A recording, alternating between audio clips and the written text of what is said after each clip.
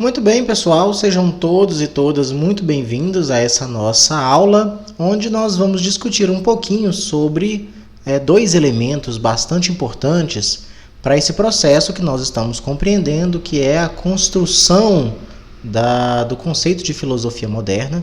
Né? Nós já tivemos uma aula especificamente sobre isso, agora a gente vai se aprofundar um pouco, né, nesses elementos, lembrando que o nosso ideal é o conceito de conhecimento, a construção do conhecimento, é o que nós estamos interessados, né, em compreender, em observar.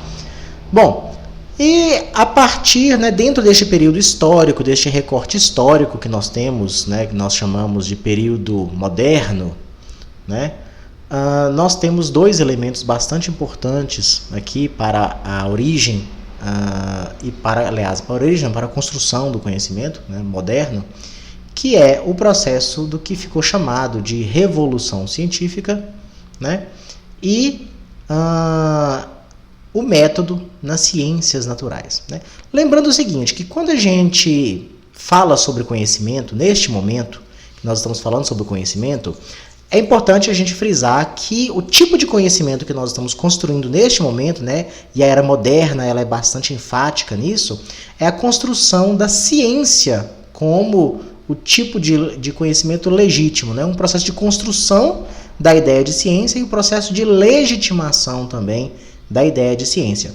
Né? E dentro deste processo nós veremos a importância do método, né, da metodologia, da organização epistemológica, né, que vai diferenciar a ciência da própria filosofia.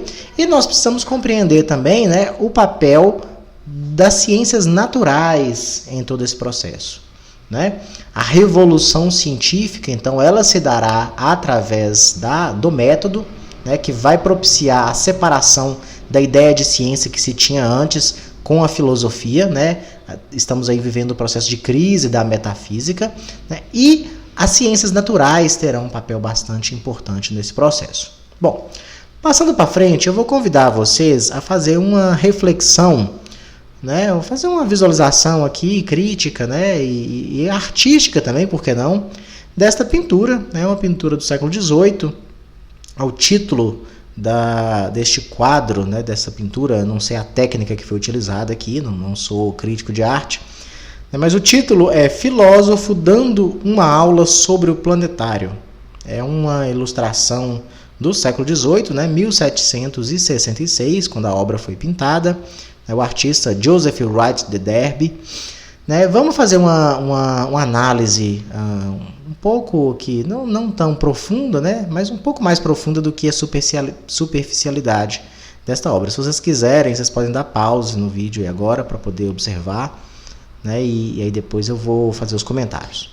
Bom, dá um pause aí rapidinho e analisem a imagem aí por uns 2 minutinhos. Bom, agora que vocês já devem ter visualizado, né, vamos fazer uma análise aqui. Bom, o que a gente consegue observar nessa pintura e o que é importante para a gente, né?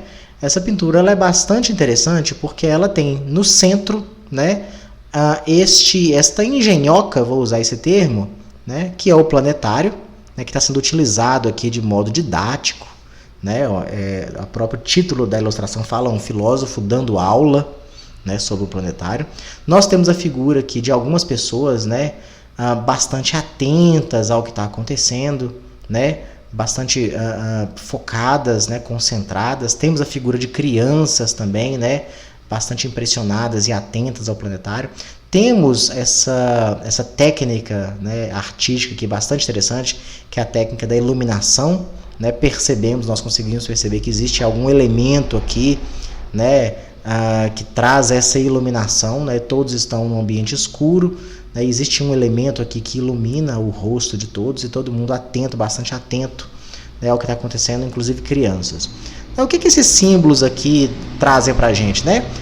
Cientistas fazendo anotações, né, pessoas bastante atentas, pessoas concentradas no que está acontecendo aqui, crianças também bastante atentas, né, a própria iluminação, né, que está saindo daqui, né, nesse planetário a gente pode perceber que talvez teria aqui alguma lâmpada a gás, né, pelo período, talvez a gás, né, que estaria trazendo essa iluminação, o que tudo isso traz para a gente, que símbolos, né, essa pintura representa para a gente. Bom, até mesmo pela época, né, 1766, a gente está vivendo aqui é o ápice da construção do conhecimento moderno, né, que nós chamamos de iluminismo. Estamos vivendo aqui, estamos vendo nessa figura, né, a própria representação do iluminismo. E por iluminismo, podemos tirar, inclusive, essa representação da iluminação, né, a escuridão que todo o quadro representa, né, as trevas, e a iluminação, né, que um único ponto é capaz de iluminar todo o restante. E todo mundo em torno dessa fonte de luz aqui. Uma coisa importante que essa figura representa para a gente também, além, né, de demonstrar que é uma figura do próprio iluminismo, né, é o fato de que neste período, o período que nós vamos, né, tentar compreender agora, é um período onde a ciência ela passa a tomar o lugar da fé, né, no sentido literal mesmo do termo. Né, estamos aqui, nós já falamos que passamos por um processo de transição.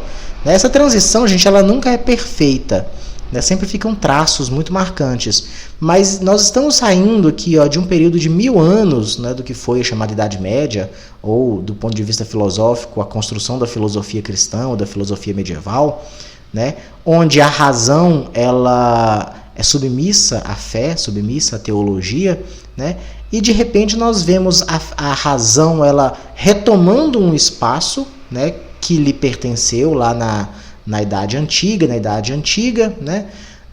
Só que desta vez a razão ela vem em um envelope distinto, que é o envelope da ciência. Então a ciência, de fato, né, como uma personificação da razão, como uma ilustração da razão, ela toma o grande lugar, né, como fonte legítima de conhecimento. Nós vimos isso aqui nessa figura pelo fato de vermos, né, os cientistas todos atentos, né? Então veja bem, o conhecimento ele vem de fora, ele não é mais revelado por Deus. Note que nós não temos mais uma representação de uma iluminação que vem do céu, né, como se fosse Deus entregando, revelando, ou uma Bíblia, né, ou um livro sagrado, um texto sagrado, que teria a fonte do conhecimento, aquela ideia de revelação divina, né, que nós vimos na Idade Média. Aqui é necessário a observação, né, é necessário o entendimento, e principalmente o conhecimento ele é percebido por todas as pessoas. Todas as pessoas aqui podem, né, são alvos desse conhecimento. Vai depender de um esforço individual, é a ideia que está se passando aqui. Vai depender de um esforço em si, né, fazer as anotações, né, prestar atenção, ter foco. E principalmente, né, as crianças também estão atentas aqui. A ideia de que o conhecimento ele deve ser ensinado, a própria ideia de escola, a própria fundação da ideia de escola está se refundando nas novas bases que o iluminismo está trazendo aqui. Então veja, o conhecimento ele é algo que ele vem de fora para dentro. É necessário a observação, é necessário o experimento, é necessário o cálculo, é necessário ter foco, né? É necessário um esforço específico, um esforço individual. O conhecimento ele está aqui, está para ser revelado, está para ser, né, desnudado aos olhos de todos, e a todos é possível o conhecimento, e a necessidade de se ensinar isso também a outras gerações, né? Daqui a gente tira algumas palavrinhas, a palavra razão, a palavra ciência, a própria palavra educação, né? São todos fenômenos desse processo, desse período que nós estamos vivendo aqui. Tá? Bom, uma vez que a gente fez essa análise um pouco, né, um pouco mais profunda do que o superficial, mas não tão profunda como eu gostaria, já que eu não sou crítico de arte, né, a gente parte aqui para alguns elementos que são importantes da nossa observação e da nossa leitura. Né? Bom, o primeiro deles, então, que nós já percebemos lá pela ilustração, né, a modificação do pensamento. A primeira coisa que precisamos entender deste processo é que, de uma forma geral, de uma forma global, né, existe uma modificação da estrutura de pensamento, o modo como se pensa tudo, todas as relações relações sociais, a natureza, a própria existência, né? O modo como é pensado, ele está se modificando. Nós vamos entender daqui a pouquinho por que ele está se modificando. Não é simplesmente o objeto de análise que está modificando. Não é simplesmente a perspectiva de pensamento que está mudando. Né? Está mudando a estrutura, o modo como as pessoas pensam. Né? E desta modificação do pensamento, né, alguns termos eles são importantes. Né? A razão já é uma velha conhecida, nós já falamos da razão desde o início da filosofia. Né? A própria filosofia se funda no conceito de razão. Né? Lembramos lá com a filosofia antiga, né, o processo de substituição de um conhecimento mítico, né, para um conhecimento filosófico, para o conhecimento que se daria através da razão. Então a razão é uma velha conhecida. Né? Mas esta razão ela vai ter uma expressão específica, que é a expressão científica. Né, que começa a nascer aqui agora. Né, e aí cabe a pergunta: o que é ciência e como se fazer ciência? A noção de indivíduo vai ser bastante importante nesse processo também. Né? Daqui a pouco nós vamos falar sobre o antropocentrismo.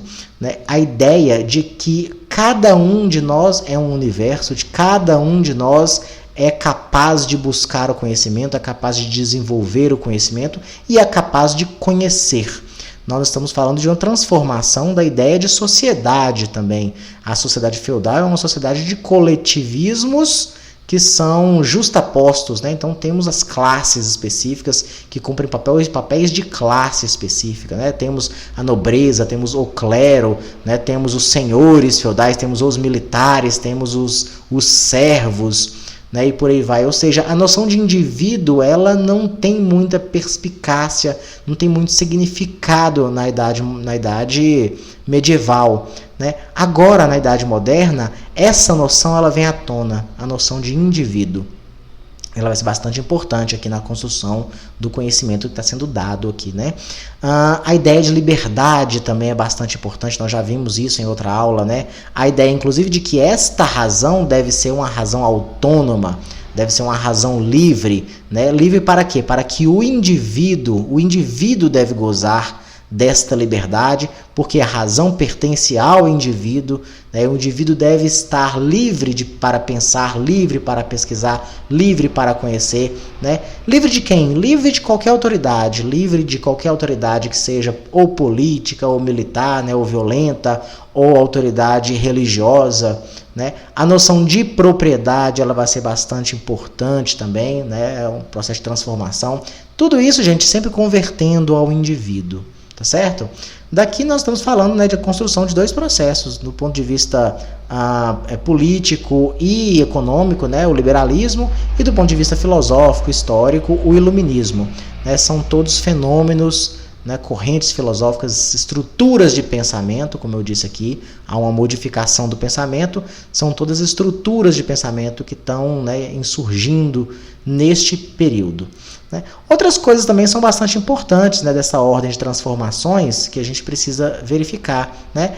Todo esse período que vai dar, né, que compreende a idade moderna, né, do século XV até o século XVIII, início do século XIX, né, é um período onde, por causa de toda essa modificação de estrutura de pensamento, né, que vai ter como consequência transformações políticas, transformações culturais e por aí vai. É um período onde nós percebemos um aumento das atividades comerciais, por exemplo. Né? Inclusive as grandes navegações começam logo no início desse período, né, para intensificar o comércio, intensificar trocas comerciais e por aí vai. Nós falamos do papel do Estado e do papel da economia, né? Nós já vimos isso na aula de história, vocês viram com o professor de história. É um período de crescimento dos centros urbanos, as cidades, né, as chamadas cidades, tendo um papel de destaque importante tanto para as atividades comerciais como para as atividades acadêmicas, de estudo, de científicas também, e por aí vai. Temos um período de fortalecimento da burguesia, né, e a burguesia vai ter um papel central nesta revolução científica, daqui a pouquinho eu vou falar sobre isso. Né? É o período de formação dos estados nacionais, da racionalidade do Estado, das burocracias, e daí vai entrar, logo em seguida nós veremos no papel das ciências humanas também neste processo aqui. Favorecimento de movimentos reformistas, né? O que são os movimentos reformistas? Né? Reformas, por exemplo, né? Reforma luterana, né? São movimentos que tentam tirar, de certa forma, né? ou tentam enfraquecer, né? A força que tinha a Igreja Católica, né? Nesse período. Então, é repensar as obrigações sociais, repensar a moral, repensar as obrigações terrenas e divinas e por aí vai, né? Então são modos específicos de pensamento que estão vindo à tona e estão agregando às pessoas a noção de indivíduo, a noção de que eu não dependo, né? Inclusive na própria manifestação religiosa eu não dependeria de um interventor, né? Que seria o padre, por exemplo, e por aí vai. E um período também de inovação tecnológica. Né? Então veja bem, é uma grande explosão de acontecimentos, todos esses advindos de uma série, né, complexa mudança de estrutura de pensamento que está acontecendo aqui. E toda essa modificação vai ter consequências e ela própria é consequência de alguns elementos que nós estamos tentando entender aqui e estamos dando nome, né? Revolução Científica, e especificamente nós vamos estudar dentro dessa Revolução Científica, vamos tentar compreender, né, o que foi o método das ciências naturais, né? E principalmente a ideia de método que nos converte à ciência. Né? Bom, quais são as características do pensamento moderno? São termos, são conceitos que a gente tem que ter na ponta da língua, né? O antropocentrismo, por exemplo, né, é uma característica importante, principalmente por dois motivos. Né? Primeiro, porque ela se contrapõe, né, àquela ideia geocêntrica, de que a Terra é o centro de tudo, né, ou mesmo, logo em seguida também vai haver a ideia heliocêntrica, né, com Copérnico, de que o Sol é o centro de tudo. Neste período, neste processo, desde o Renascimento, o homem é o centro de tudo, né? O homem na perspectiva da humanidade, o ser humano é o centro de tudo. E aqui, mais uma vez, aparece, né, a ideia de indivíduo. Né? O indivíduo vai ser bastante importante aqui. Né? Indivíduo.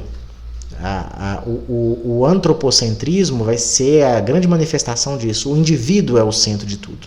Né? Outra característica desse pensamento moderno é o racionalismo, né? Só que um racionalismo diferenciado, não é o mesmo uso e o mesmo conceito de razão que nós tínhamos no período antigo, né? Na Grécia Antiga, na Roma Antiga. Né? É um racionalismo distinto, é a razão, mas a razão dentro de um sistema específico, né? Dentro de uma organização específica, que nós, né, de forma bem tranquila, a gente depois vai chamar de ciência, é a própria ciência, né, a ciência racional.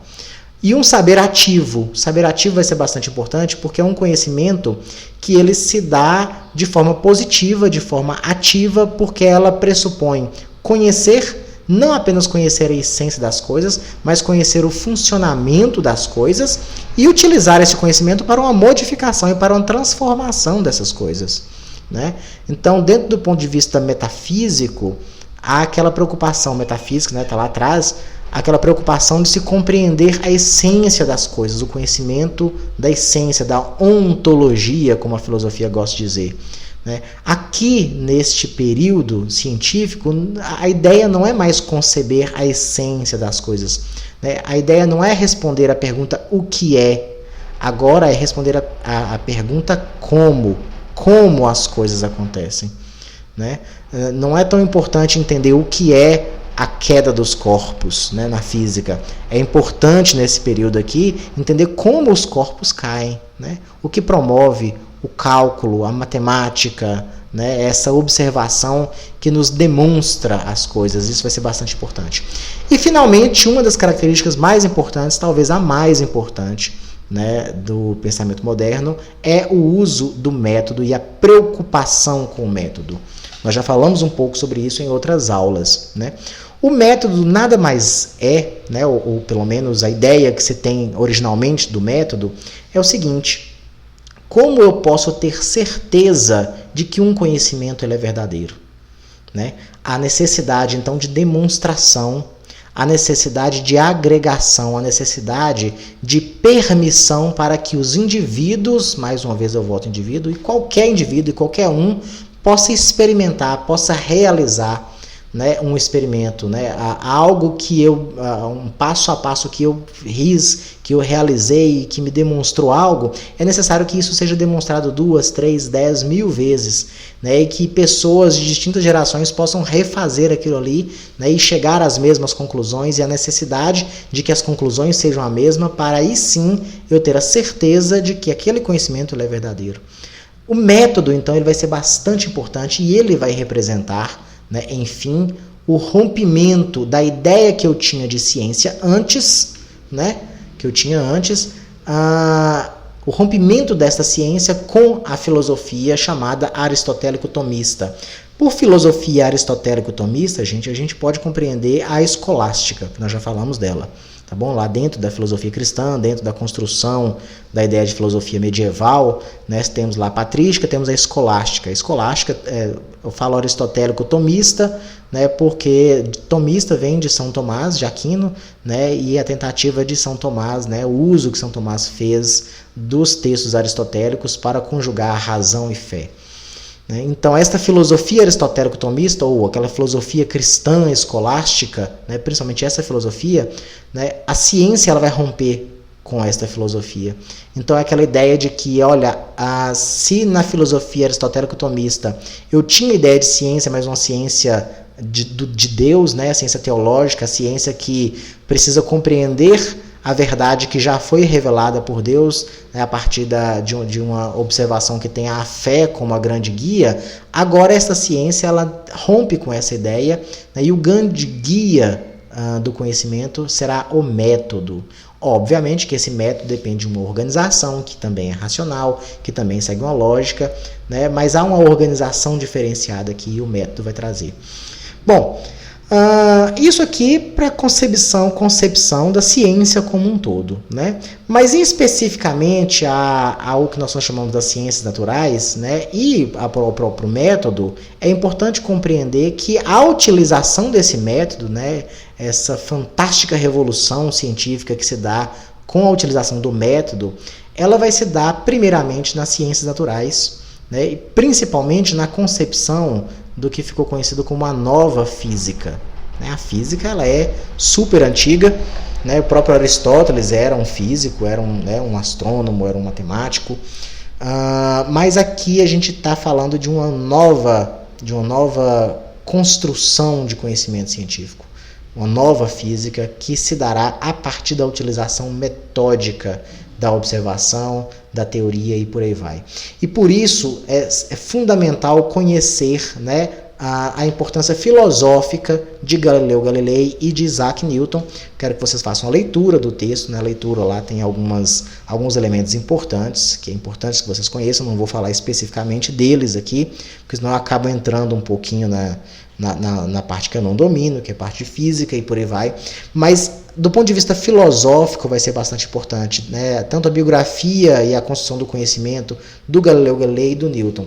O Galileu Galilei ele utiliza a ideia copérnica, né, do heliocentrismo de Copérnico, e ele inova a utilizar cálculos matemáticos para aquelas demonstrações, né? Ele tem uma oficina, ele vai utilizar, né, do telescópio, do relógio hídrico que ele tinha, ele vai utilizar de uma parafernália que ele tinha, mais os cálculos matemáticos para fazer demonstrações específicas, né, e concepções metódicas das observações de Copérnico. E depois Isaac Newton, no mesmo século, né, ele vai aprofundar essa ideia e vai completar essa ideia de Galileu Galilei, e esses dois, né, com a utilização desse método, embora a perseguição, né, farão de forma geral ao que nós estamos chamando aqui de revolução científica, né, revolução essa que tem no método a sua característica principal, método esse que foi primeiramente utilizado nas ciências naturais. Depois nós veremos que nas ciências humanas, né, o próprio nascimento das ciências humanas, ele se dá em paralelo, né, às ciências naturais, e com uma construção, né, na verdade, uma preocupação em construção metodológica parecida com o das ciências naturais, e depois a gente vai ver que não era necessário. Aqui, nessa construção metódica das ciências naturais, há um interesse, uma preocupação fundamental em quantitativizar as coisas. Quantitativizar, né, de quantitativo, né, de demonstração numérica das coisas. Então você sai de uma ordem qualitativa, apenas abstrata, de uma qualidade abstrata, para uma análise quantitativa, né, de demonstração numérica, de demonstração geométrica, espacial e temporal, que vai ser bastante importante para o que nós estamos construindo. Bom, atualmente nós fazemos uma classificação das ciências, né? Atualmente nós dizemos que temos, né, por exemplo, as ciências chamadas formais, está lá, por exemplo, a matemática. Nós falamos sobre as ciências da natureza, né, onde a gente encontra aí a física, a biologia, a química e por aí vai. Temos as ciências humanas, né, composta aí pela própria filosofia, pela sociologia, pela psicologia, né, e outras, pela história, né.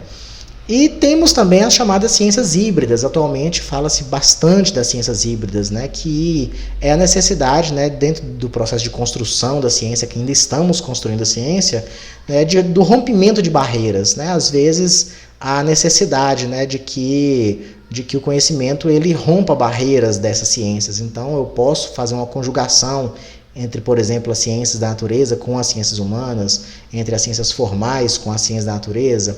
Um exemplo que nós temos aí, por exemplo, seria a bioengenharia, né, que trabalha, que envolve física, engenharia, química com biologia, né, uma tentativa aí de produção, de correção, né, de fenômenos biológicos através da engenharia química, através da própria engenharia física, né, e por aí vai.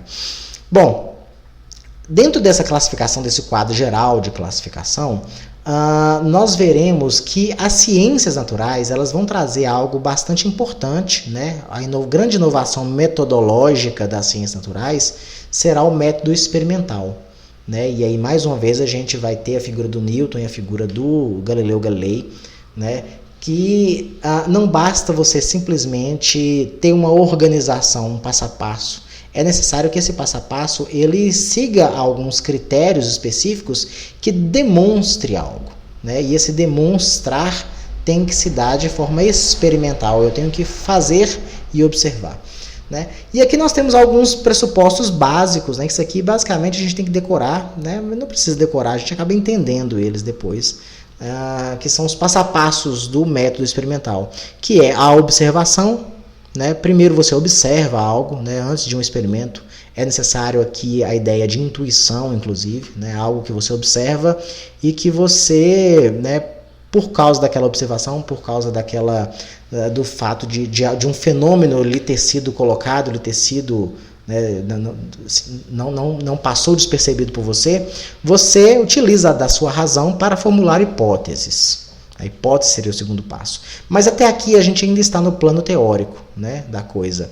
Você observa algo e você tem uma hipótese específica, né? Desta hipótese é necessário que haja uma experimentação, né, para comprovação ou não daquela hipótese. Será que aquela minha hipótese ela está correta? Então é necessário organizar um experimento. Experimento esse que seja controlado de tal modo, né, não pode haver vícios, de tal modo que a chance... que eu dê chance para que a minha hipótese ela seja comprovada ou não. Eu tenho que partir do pressuposto de que pode ser que minha hipótese esteja errada e eu quero saber se a minha hipótese está errada. A ideia não é simplesmente sempre comprovar a hipótese. O que eu tinha, a minha intuição estava certa. A ideia não é só essa. A ideia é, pode ser que esteja certa e pode ser que seja errada. A experimentação é que vai me dizer. Por isso a necessidade de que haja uma organização transparente e honesta dessa experimentação.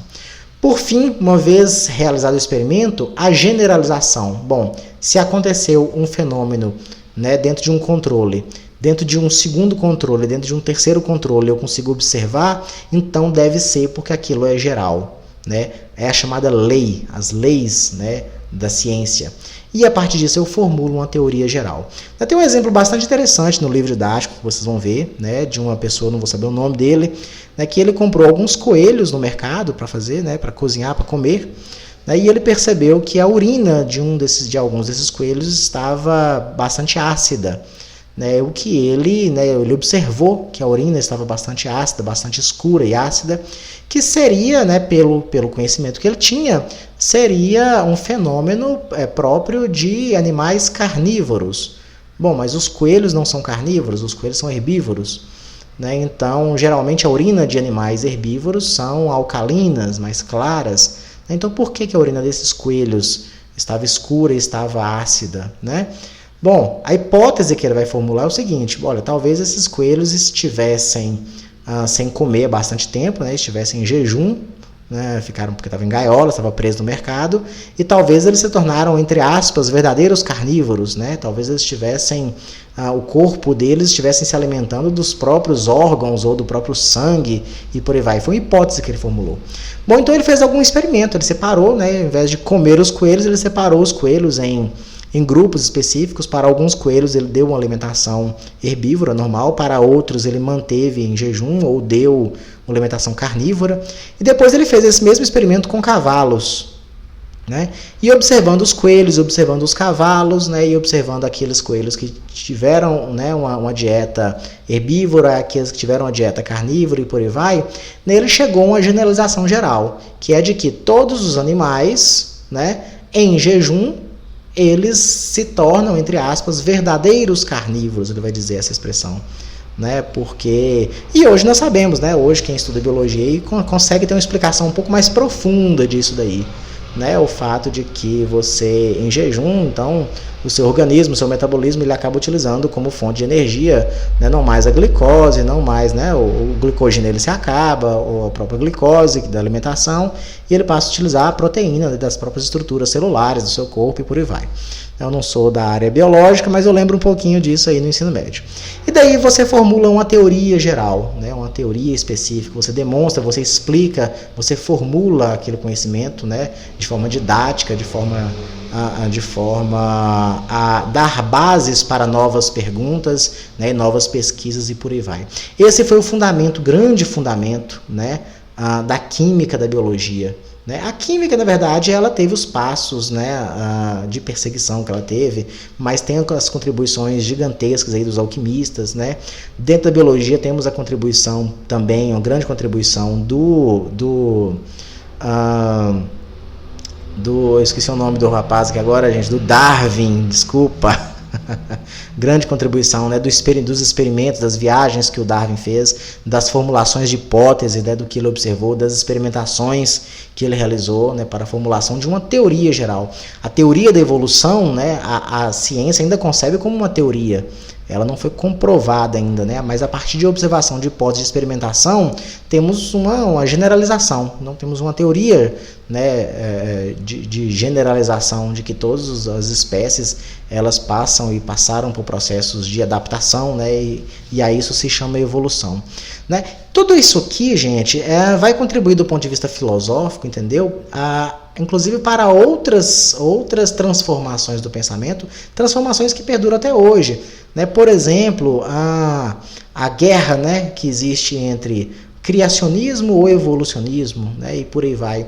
E esses elementos, eles não ficarão apenas dentro de uma classificação científica, ele rompe barreiras. Por exemplo, a ideia de evolucionismo biológico, né, vai ser bastante importante também dentro do processo de construção das ciências humanas, logo no início, por exemplo, da antropologia, né, que vai haver lá a ideia ou a teoria de evolucionismo social, que depois demonstrou-se estar completamente errada, mas que do ponto de vista lógico e racional do período fazia bastante sentido, e vai ser um dos processos importantes aí para a construção do racismo científico, de teorias eugenistas, né, teorias ruins, coisas ruins pelo qual a sociedade passou e constrói, e são pensamentos que ainda têm muita força, né, mas tudo isso serve para a gente perceber que a ciência ela é uma estrutura de conhecimento que ainda está sendo fundada, ainda está sendo construída, né?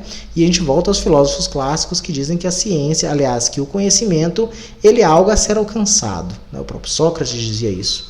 Né? É necessário reconhecermos a nossa ignorância, só sabemos que nada sabemos, mas podemos, né, avançar rumo ao conhecimento.